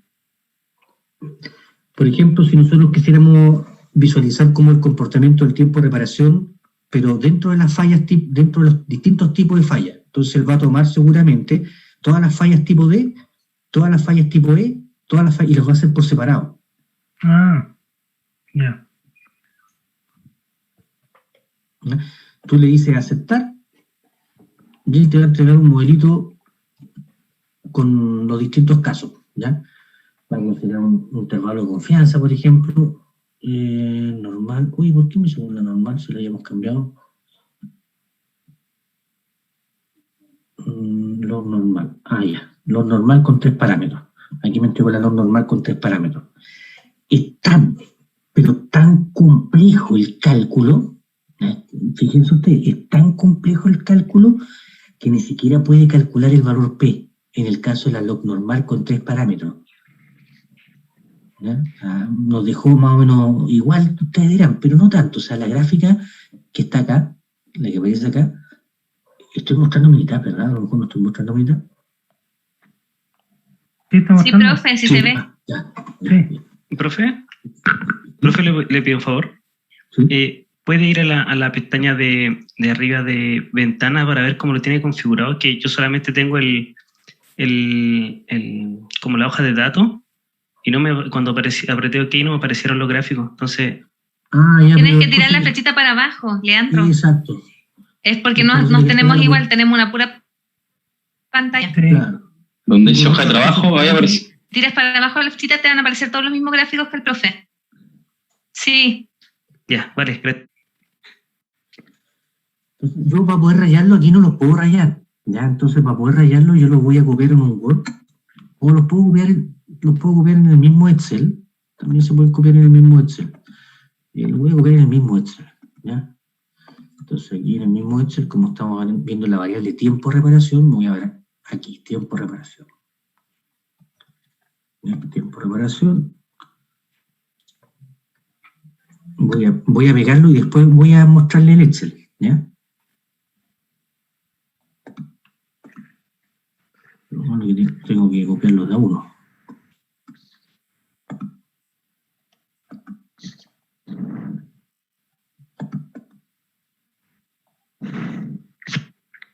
¿Qué se pudo? ¿Ah? Sí, firmó. Lo que falta es el chino. No ha vuelto. Ha vuelto, se ha quitado.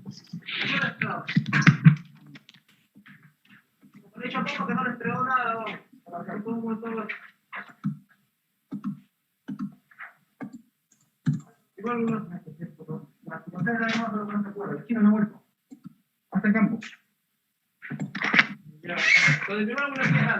Sí, sí, sí. Vamos.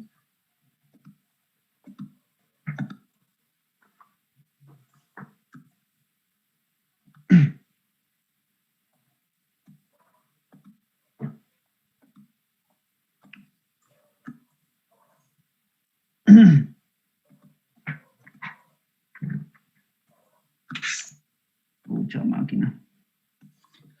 Ya, ahora sí, Profesor, los pegué todos en Excel. Cuénteme. traté de buscar la parte como de minimizar, pero a mí tampoco me aparecen los gráficos. Profesor, para graficar se tiene que seleccionar una columna por un tiempo, se selecciona y se va a la pestaña para sacar las gráficas. Eso de número. Tú vas aquí a estadística. Porque yo tengo el cuadro pegado en mi tab, pero voy a estadística, di clic como hizo, pero no me salió nada. Lo que pasa es que a lo mejor están detrás. ¿Tú moviste las pestañas que están acá? Ah, yo creí que tenía que seleccionar de repente como en el Excel, como una tabla dinámica. Ah, no, pero tú las pides también, pues ahí tú las tienes que escribir. Mira, aquí en herramientas de calidad, identificación, fíjate que donde dice columna individual, ahí yo coloqué la variable tiempo. Está mostrando el Excel, profe. Ah, yo estoy perdido ya. ¿Dónde estamos aquí? Parece que está. Ahí fíjate que ahí seleccioné la columna, donde está la variable. Sigue pegado en el Excel, profe. Sí, en el Excel. Digo que ahora en Excel, ¿y qué estoy Sí. mostrando ahora? El Excel, donde Sí, pegó el los Excel, gráficos. Ahí sí. Ahora sí, profe. Ahora sí ya. Que como se ven todas las pantallas igual, aquí mira, tienes que colocar la variable que tú vas a utilizar. Tiempo de reparación, la marca y te aparece aquí. Ah, ya. ¿Ya? Y ahí selecciono las gráficas y acepto y sale la gráfica, ¿no? Ahí la acepta y sale la gráfica, claro. ¿Ya? Y si no las ves, a lo mejor están debajo. ¿Ya? Tú tenés que cerrar esta cosa que está acá, la puedes cerrar, la puedes esconder y te van a aparecer. La ruta es estadísticas, ya me perdía. Estadística, herramientas de análisis, perdón, herramientas de calidad. Sí. Identificación de distribución individual. Ya.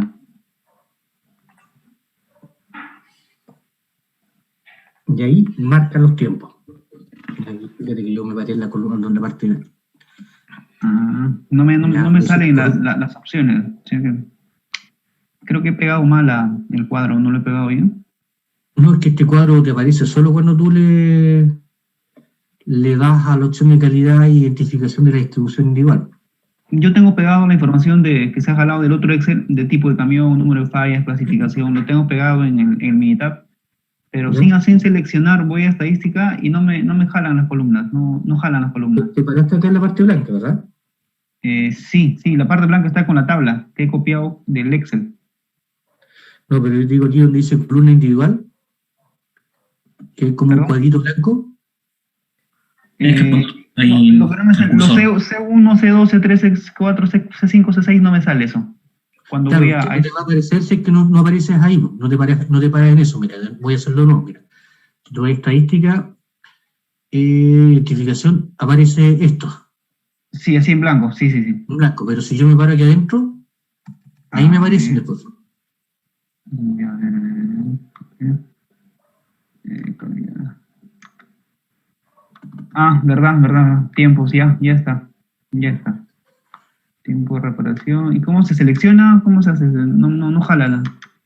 No, no se jala, no, tú te paras en la parte Ya blanquita está. que está que te Doble mostré, clic. y después tú marcas Sí. la... Ya está. Gracias, profesor. Ya está ahí. Ya.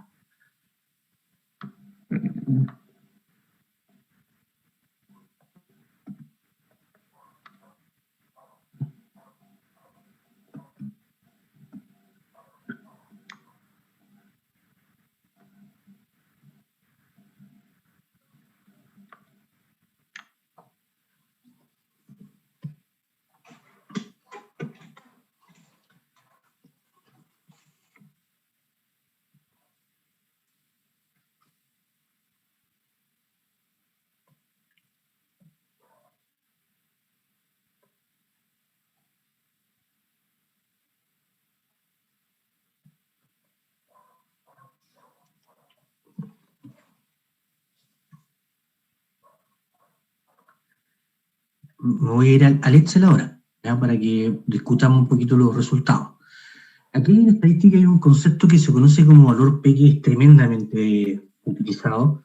Nos adelantamos un poquito a lo que es inferencia estadística, ¿ya? Pero no importa, ¿ya? Este concepto de valor P uno siempre tiene que mirarlo, y esto para cualquier cosa en estadística, da lo mismo lo que ustedes estén haciendo, siempre va a salir el concepto de valor P, y que tiene muchos nombres, ¿ya? En el Excel le llaman probabilidad en algunos casos, y en otros casos le llaman significancia, ¿ya? Va a depender del software. Aquí le está llamando valor P, ¿ya? Y el valor P ustedes tienen que tomarlo siempre mediante este criterio. Si el valor P es mayor que 0.1, la conclusión es siempre, voy a borrarlo porque no me gustó. No me gustó cómo lo escribo.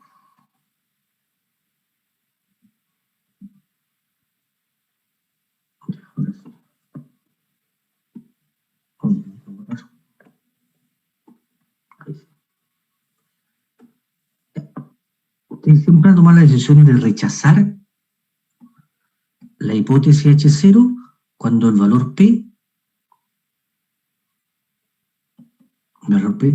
sea menor que 0.01. Ustedes siempre van a tomar la decisión de no rechazar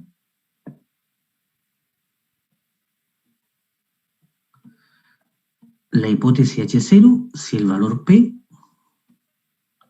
es mayor que 0.1. Si el valor P está entre,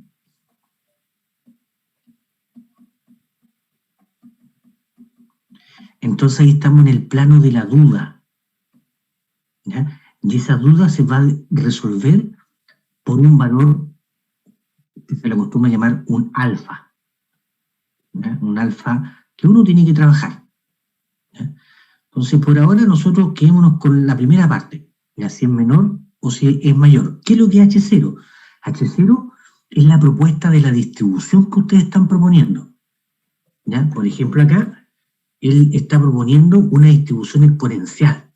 Me dice, mira, ahí, aquí la primera grafiquito que está acá dice exponencial.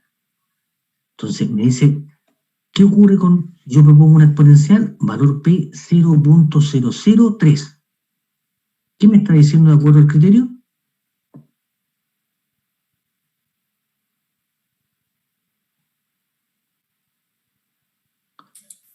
Lo voy a escribir acá, 0,003. Hay que rechazarlo. Estoy diciendo que no es exponencial. ¿Ya? Eso es lo que estamos diciendo. Si nos vamos a la exponencial de 2 parámetros, ¿ya? Ocurre que el valor P es 0.037, quedamos en el margen de la duda. Va a depender del alfa. Muchos colegas que no son estadísticos, pero acostumbran a ocupar la estadística, acostumbran a utilizar el 5% de alfa como un estándar. Pero no es cierto, ¿ya? El estándar usted lo define, ¿ya? Uno define, porque esto tiene que ver con un error que vamos a hablar en el futuro, ¿ya? Cualquier alfa que usted se dé entre el 1% y el 10% es válido, pero algo que usted va a tener que tomar como decisión, ¿qué alfa ocupar? Lo que no puede hacer ocupar un alfa por una cosa, un alfa por otra cosa. No, tu investigación va a tener un alfa único, desde comienzo a final. ¿Ya? Entonces, en el caso de acá, me está diciendo, mira, si yo me doy, por ejemplo, un alfa del 5%, yo en este caso no rechazaría H0. Estaría diciendo que pareciera ser que me relaciono un poquito con la exponencial de 2 parámetros. La gráfica nos mostraba eso. Miren la gráfica. Aquí está la gráfica de los datos. ¿Y cómo era la gráfica de estos datos?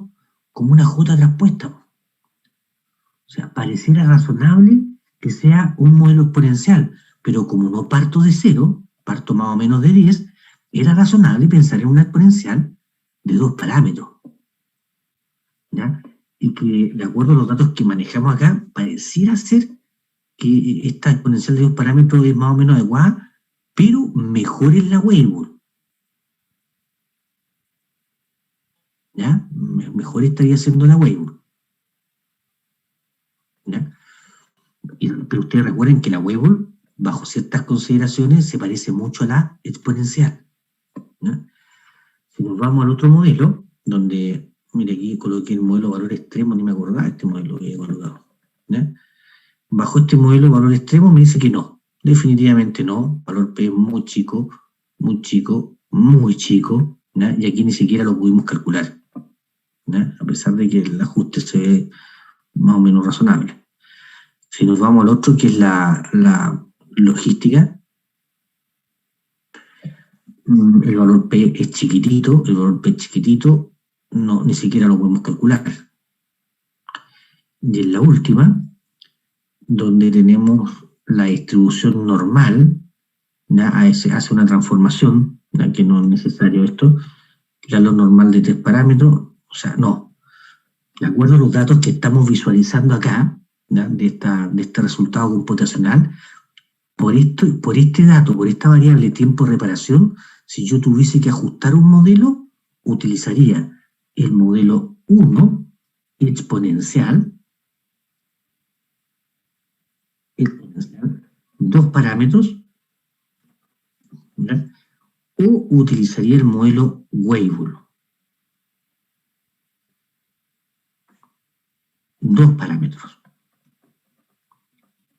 Ya. La gracia que tuvo el software, en este caso el software estadístico, el Minitab, es que nos permitió ver prácticamente en un... Profesor, una consulta, ¿por qué uso el Weibull de 2 parámetros? Me sale el 3 parámetros a mí. Ah, no, de 3 parámetros. No, yo escribí aquí 2 parámetros, pero en realidad el resultado que nos dio fue el de 3 parámetros. Claro, salía creo que el de 2, pero no tenía buen ajuste el de 2. Claro, no. Salía el de 2 parámetros, pero tenía un valor P más chiquitito, menor al 1%. No lo puede calcular, me dice, mira, no lo puedo calcular, pero al menos puede garantizar que es menor al 1%. O sea, en función de esto, estos 2 modelos son los que nosotros podríamos intentar aplicar en nuestra variable de tiempo de reparación. Profesor, ¿sí? A mí en el tercer gráfico, o sea, en el tercer cuadro de gráficos, me aparece la transformación de Johnson y me sale que con un P alto, pero ese no lo nombró en la diapositiva. A mí me parece la transformación de Bochkoch en uno. No sé si en uno... Son transformaciones que hace el software porque les permite, pero esas transformaciones lo que hacen es normalizar. ¿Ya? O sea, la transformación de Bochkoch él la está utilizando internamente para normalizar, para ver si los datos transformados se parecen a lo normal. La de Johnson, la misma idea. Lo que está haciendo es tratar de normalizar los datos mediante una transformación que es compleja. ¿Ya? Entonces no es conveniente transformar los datos si es que tú tienes un modelo que ajusta razonablemente bien. Ya. ¿Ya?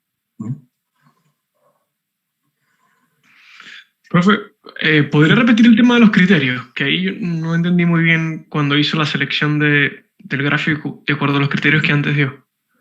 Los criterios son más o menos estándar. ¿Ya?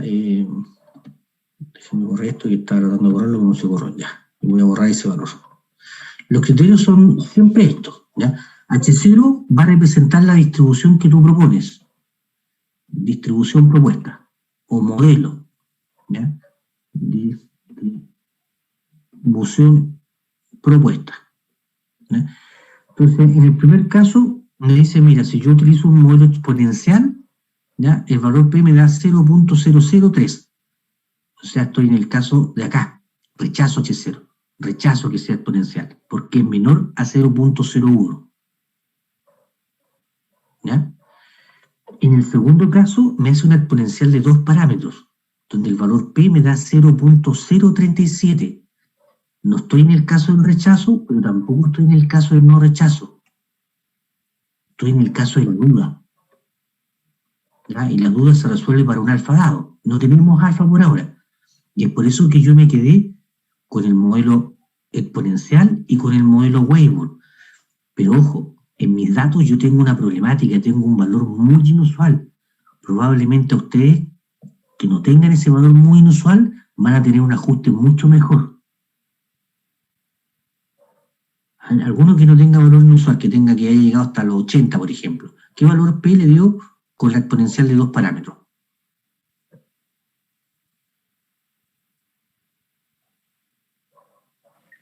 Me da mayor a 0,25. En este caso, está en este caso. No rechaza H0, o sea, ¿qué te está diciendo en este caso? Que pareciera ser que los datos son exponenciales de 2 parámetros. Y la Weibull de 3 parámetros me da mayor a 0,5. Ahí está más chica, o sea, te está ajustando mejor el exponencial que la Weibull. Porque en el caso de la Weibull estás en el margen de la duda. Sin embargo, con la exponencial está ahí clarito. Te está diciendo definitivamente que se relaciona más con una exponencial que con una Weibull. No, pero la Weibull dice valor P mayor que 0,5. Sí. 0,5. Ah, sí, ya. Sí, 0,5. No, 0,5. Entonces ahí te está diciendo que también te tiene un ajuste que es tremendamente bueno. O vamos a ajustar una exponencial o vamos a ajustar una Weibull. Las dos están ajustando bastante bien porque en los dos casos no estamos rechazando. Ahora lo que pasa es que la Weibull y el exponencial se parecen mucho para cierto parámetro, porque un caso particular de la Weibull es la exponencial. Vamos a intentar ajustar una Weibull, ¿ya? Vamos a utilizar lo que vimos recientemente, vamos a intentar ajustar una Weibull y ahí nos vamos a dar cuenta que el parámetro de forma de la Weibull va a estar muy cercano a 1, porque cercano a 1 se transforma en una exponencial. ¿Ya? Nos vamos a dar un pequeño descanso. Humberto, una consulta. ¿Sí? Sí, este criterio que nos estás indicando de la distribución propuesta es para cualquier modelo, ¿no? O sea, es para cualquier cosa en estadística. Para cualquier cosa, perdón, ¿de qué? En estadística. De estadística, ok. Cualquier cosa, después vamos a ver pruebas de hipótesis para una media, es el mismo criterio. Tú ves algo en no sé, multivariado, es el mismo criterio. Y estos criterios, o sea, ¿dónde, no sé, en qué bibliografía o bajo qué criterio, principio vienen dados? Lo que pasa es que cuando tú haces inferencia estadística, tú ocupas como alfa, que es el error tipo 1, el 1% y el 10%. Entonces lo que te estoy dando yo son las cuotas aquí, de eso habitual.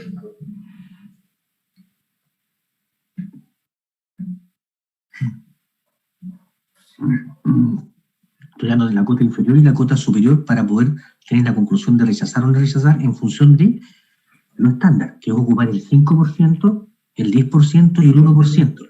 Entonces yo te doy los extremos. Ok. Ok, entonces ya es algo ya establecido para, como dices, cualquier cálculo estadístico. Claro, o sea, si tú tuvieras un alfa que esté entre medio, por ejemplo, si tú tuvieras, imagínate que tú tuvieras un alfa del 7%. Va a ocurrir que si el valor P te da 0,21, por ejemplo, con el 7% voy a rechazar y con esto también voy a rechazar. Entonces, si tú tienes un valor P del 7% y tu valor P te da 0.003, dije rechazar antes, mira, no rechazar. Si te da este valor que está acá, con este alfa, tú vas a rechazar. Y con el criterio del valor P también voy a rechazar. sea, estamos ocupando la misma idea, más simple siempre.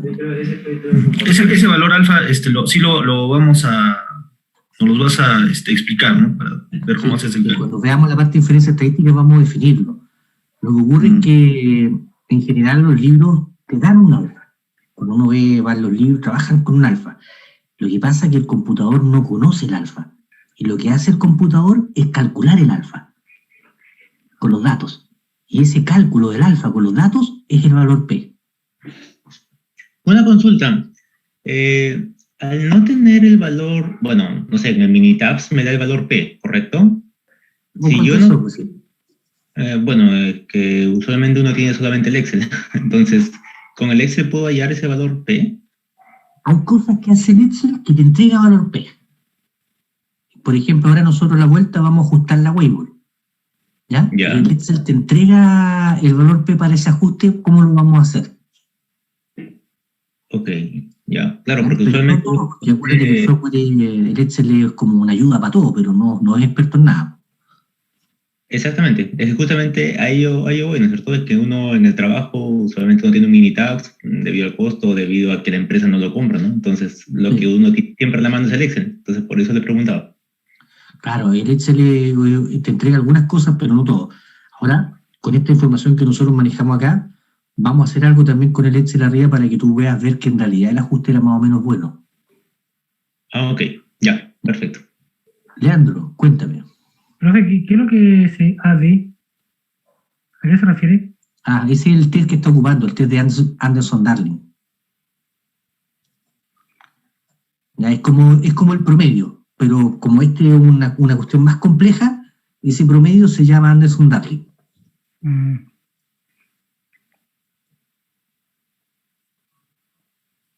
Es el indicador que se está utilizando para evaluar el modelo.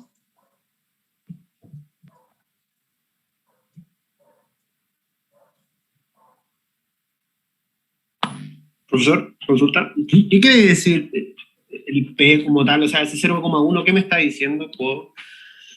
Ok, no voy a rechazarlo, pero ¿significa algo? ¿Puedo inferir algo de eso? Con eso nosotros inferimos si nos acercamos a la distribución o no. Si tú rechazas que 0, está diciendo que no es exponencial. Claro. En el caso 2, tú no rechazas porque está en el margen de la duda. Entonces no estás rechazando que es exponencial. Podría ajustarse a una exponencial. Sí, de acuerdo, pero ¿cuál es si se ajusta perfectamente, eso, por ejemplo, se acerca es que el ajuste a perfecto 1, no existe acá. ¿Ya? El ajuste perfecto no existe, o sea, eso no va a ocurrir, esto no es matemático, estamos trabajando con datos. Entonces lo que va a ocurrir es que nosotros queremos un valor P, mientras más grande sea, más seguro estás del no rechazo de H0. Pero nunca vas a tener el 1 porque esto es una probabilidad, en estricto rigor el alfa es una probabilidad. Y la probabilidad 1 en la práctica no existe. Ok, gracias. Ya chicos, descansemos unos 20 minutitos y volvemos. Ya a las 9, no, a las 7:35. Ok. ¿Ya? Profe. Gracias. Profesor, usted llama H0 a la distribución, ¿cierto? Sí, aquí está escrito a la distribución propuesta. Ya. Si yo propongo exponencial, Weibull, lo que sea, lo que uno está proponiendo. Gracias. Ya, pues nos vemos. Chao, chao. Chao.